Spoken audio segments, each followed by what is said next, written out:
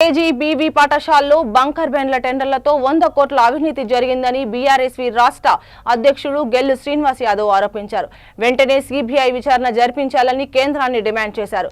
Commissioner and director of school education కార్యాలయం ఎదుట BRSV ఆధ్వర్యంలో ధర్నా నిర్వహించారు. కార్యాలయం ఎదుట బైఠాయించి నిరసన వ్యక్తం చేశారు. కేసీఆర్ హయాంలో 12,000 రూపాయలు కేటాయించి రూపొందించారని అన్నారు. కాంగ్రెస్ పాలనలో ఒక్కోదానికి 33,000 రూపాయలు కేటాయించాలని ఆరోపించారు. స్టీల్ ధర తగ్గించినప్పటికీ టెండర్లు కేవలం కమిషన్ కోసం పెంచారని తెలిపారు.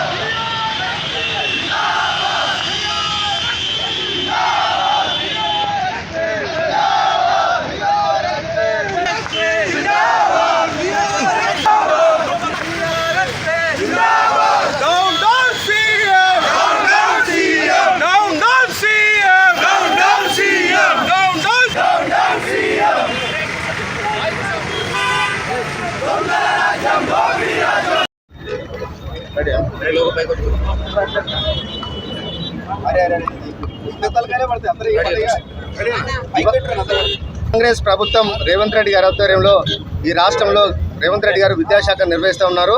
కేంద్ర నిధులైన సర్వశిక్ష అభియాన్ కింద ఈ రాష్ట్రానికి మంజూరైన నిధులు కేజీబీపీ పాఠశాలలో విద్యార్థుల కోసం బంకర్ బెడ్లు తీసుకోవాలనే ఉద్దేశంతోనే ప్రభుత్వం నిర్ణయం తీసుకోవడం జరిగింది. దానికోసం 160 కోట్ల రూపాయలను ఇవాళ కేటాయించడం జరిగింది.